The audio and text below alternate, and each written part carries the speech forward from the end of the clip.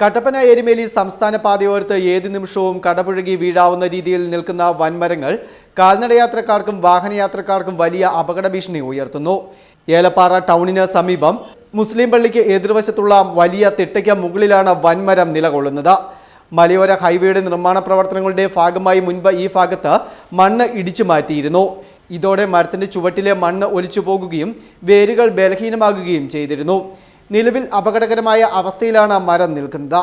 ശക്തമായ മഴയോ കാറ്റോ ഉണ്ടായാൽ മരം നേരെ സംസ്ഥാന പാതയിലേക്ക് പതിക്കുമെന്ന ഉറപ്പായ അവസ്ഥയുമാണ്. രാത്രിയെന്നോ പകലെന്നോ ഭേദമില്ലാതെ നൂറുകണക്കിന് വാഹനങ്ങൾ കടന്നുപോകുന്ന പ്രധാന പാത കൂടിയാണിത്. കൂടാതെ ഈ മരത്തിന്റെ ചുവട്ടിലാണ് പലരും വാഹനങ്ങൾ നിർത്തിയിടുന്നത്.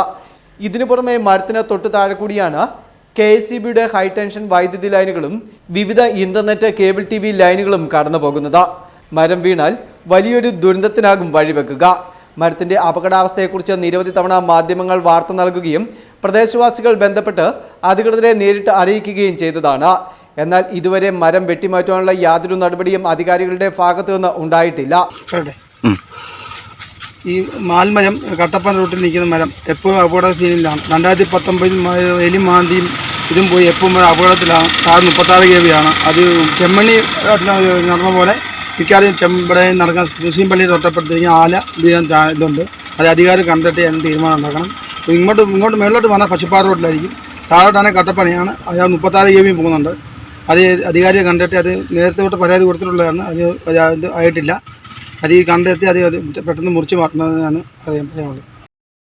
കഴിഞ്ഞ ദിവസമാണ് ഏലപ്പാറ ചെമ്മണ്ണ് റോഡിൽ ബൈക്ക് യാത്രികന്റെ ദേഹത്തേക്ക് മരം ഒടിഞ്ഞു വീണ് ദാരുണമായി മരണം സംഭവിച്ചത്. ഈ ഒരു സാഹചര്യത്തിലെങ്കിലും അധികൃതർ വിഷയത്തിന്റെ ഗൗരവം മനസ്സിലാക്കണമെന്നാണ് നാട്ടുകാരുടെ ആവശ്യം. ഇനിയൊരു ജീവൻ കൂടി പൊലിയുന്നതിനു മുമ്പ് എത്രയും വേഗം ഈ വൻമരം മുറിച്ചുമാറ്റി ജനങ്ങളുടെ ഭീതി അകറ്റുവാൻ റവന്യൂ ദുരന്ത നിവാരണ അധികാരികൾ തയ്യാറാകണമെന്നാണ് പ്രദേശവാസികൾ ആവശ്യപ്പെടുന്നത്. Festoon news, Elappara.